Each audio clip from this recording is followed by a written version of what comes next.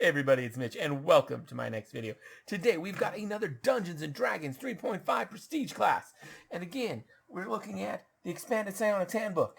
And of course, our buddy today, as you know from the thumbnail, is the Pyrokineticist.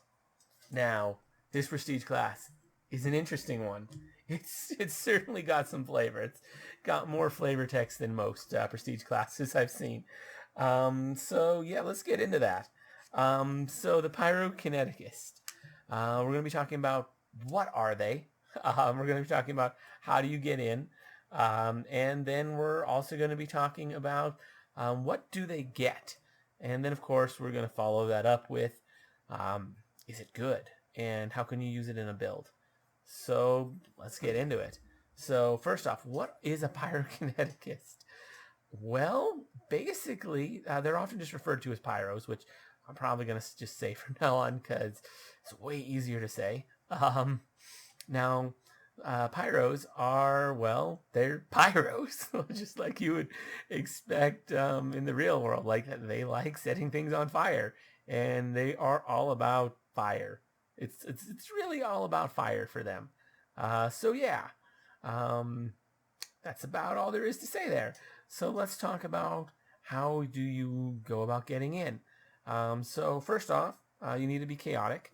Okay, so that's not too terribly bad. It does limit your options a little bit, like you can't be a monk or anything, but it doesn't. It's not the best option for this one. Concentration, 8 ranks. That's pretty important. You're going to definitely want that for this class because being psionically focused is important. And you do need to make that DC 20 concentration check to get that. So, you know, if you want to be able to use that for some of your better abilities, you're definitely going to want high concentration. Craft Alchemy 1 rank. It's not a big deal. Makes sense considering fire is alchemy. So you need to know at least a little bit about it. And Knowledge Psionics 2 ranks. Not too bad. It is a psionic class after all.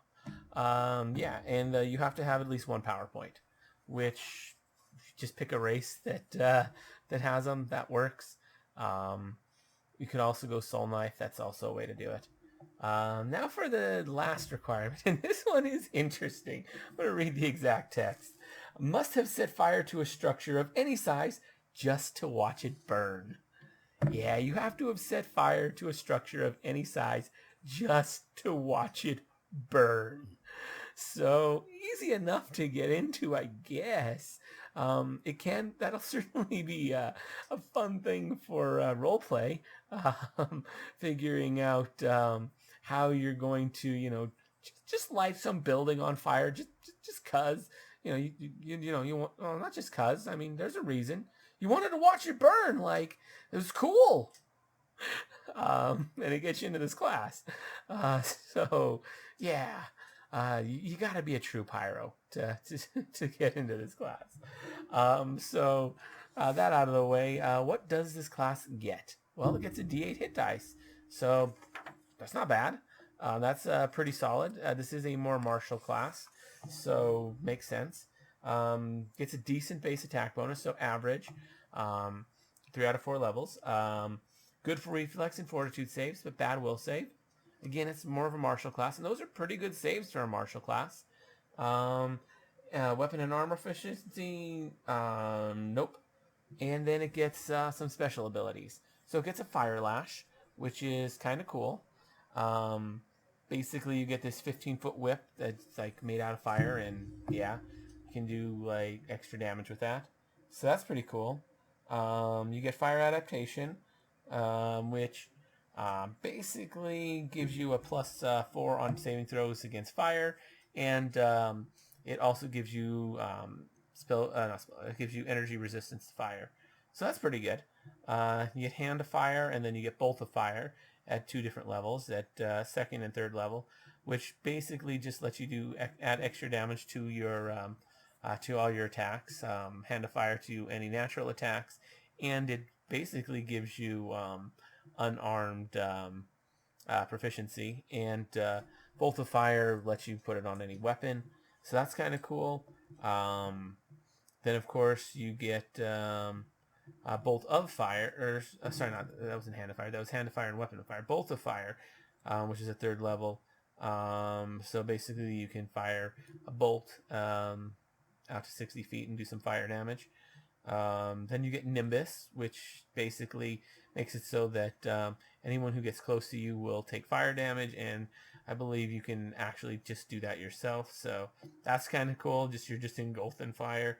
Yeah, that's actually nice. You get Firewalk, which again, that's pretty cool. Lets you, move through the air using fire. It leaves a trail of fire, which basically just means you can be tracked. Like, it lasts for I think 2 rounds, so you're not going to be able to make a clean escape like anybody who's comes in shortly thereafter. Even if they didn't see you leave, if they show up the next turn, they can see your fiery footprints in the air and follow you, or at least know, maybe not follow you because maybe they don't know how to get through the air, but at least know where you went. And that can cause things, but at least but really it's not just fluff, but it does make it so you're more trackable, but you can move through the air at normal speed, so that's kind of cool. And the whole tracking thing's going to come up not super often, probably. Fear no fire, that just makes your resistances go up, so now you're going to be up to plus 8 on your saving throws and 20 fire resistance. Not bad. It's just a buff to your fire adaptation. You get greater weapon of fire, which basically I think it just doubles your hand of fire, bolt of fire, and then not bolt of fire, hand of fire, weapon of fire, and your you think it would just be those 2, but it's also your Nimbus too. That also effectively gets like its damage, I think, doubled. That's quite a bit. Now we get to the real kicker for this class, and this is what they get at 9th level, and that is Heat Death. Heat Death is quite nice. It is a death effect. Well, it's technically not a death effect. Basically, you can expend your psionic focus, so you can do this multiple times a day, although and this does take a full round action, so you will have to spend a full round gaining your psionic focus, although you can do that before combat. But once you've expended it, if you want to do it again, you'll need to spend another full round getting it back. So that's a thing. This also takes a full round action, so you'll need to spend a full round action in doing this. So technically, you could do this every other round if you wanted to, but you wouldn't be able to do anything else, and it'd provoke attacks of opportunity, and you have to literally do nothing else on those off rounds. You just be regaining your psionic focus. So yeah, that's a thing. But basically what this thing does is it makes your opponent have to make a fortitude save or die. And it's not a death effect. Basically their blood boils alive. So yeah. And even if they do make it, there's still 48 points of fire damage, which is something. It's not like a crazy amount, but it's decent damage. We're talking close to 20 damage on average. That's sorry, not what am I thinking? 20. It's close to 10. So it's nothing too terribly crazy. Actually, I think it is 10 on average. Yeah. Actually, no, wait, my bad. It's 9. It's 9 damage on average, which it's something. It's what am I thinking? No, it is not. It's 18 damage, and out of my mind. Anyways, so it'd be 18 damage on average, which is okay. Yeah. But if they do make it, they die, and they're probably not going to have metal, so they'll most likely take that. Although they might have fire resistance, so maybe they won't take anything. So there's that. Pretty good. Probably the best thing they have. They also have conflagration. Yeah, something like that. Anyways, it's what they get at 10th level. And basically it's like Fireball, except for it's centered around them. It can only be done once per day, so that makes it kind of weak. But it does 15d6 points of damage, which isn't bad. That's more than Fireball, although less than Delayed Blast Fireball, but still more than Fireball. And if they fail the reflex save, they then also have to make a fortitude save. And if they fail that fortitude save, they die. They just die. And it's not even a death effect, so like there's basically no way to be immune to that, other than making one of the 2 saves that you were given. You can't be immune other than making one of the 2 saves. So, there's that. But it does have, I think, a 30-foot radius, which is pretty good. So you can take out potentially a lot of foes with one attack with that. Now, they might make the saves.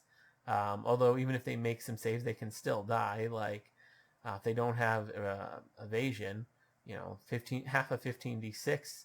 If they're weak enough, that could kill them. Sure, that's reasonable. It's not going to take out anything particularly strong, unless they're like already half dead. But it could. And if they happen to fail both saves, you could take out a bunch of strong enemies if they just get really unlucky, and I guess you get really lucky. So yeah, that's basically the class. Now, is it good? Yeah, it's all right. If you want to be a pyro, then this class is very much designed to be a pyro. This is all about fire. The problem is fire is not the best energy type in the game. A lot of things have resistance to it, and it's super common, so a lot of NPCs are probably going to have resistance to it too. I know most players take energy resistance fire.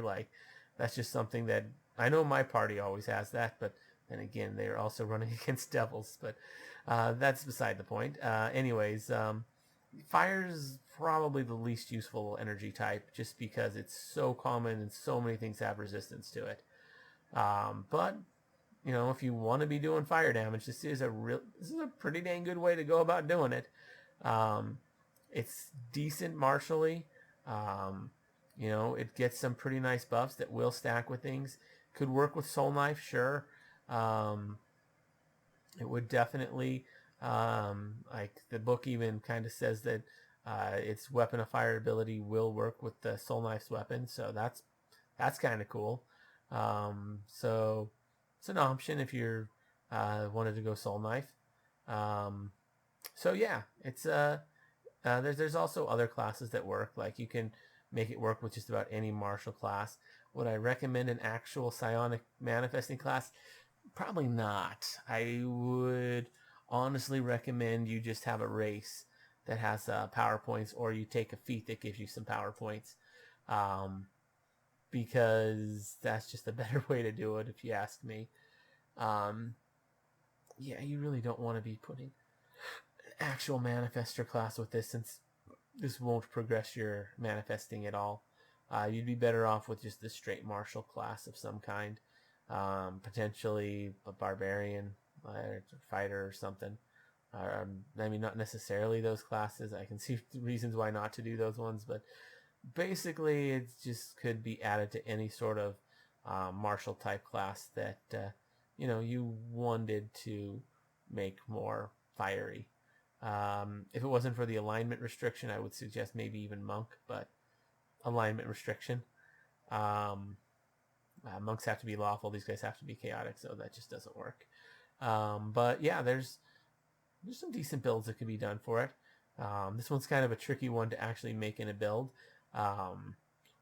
just because there's really none that have super great synergy with it that I can think of, at least. But it's one that's general enough that it would work with a number of builds if you just wanted to add it. But anyways, that's really all I have to say about this class. It's pretty decent. So leave your thoughts down below. I'd love hearing from you guys. If you enjoyed the video, consider giving it a like. That really helps me out. Also consider subscribing to the channel if you haven't already done so. Maybe ring that bell so you can get those notifications, because YouTube's pretty terrible about that. But anyways, as always, I'm Mitch, and I'll be seeing you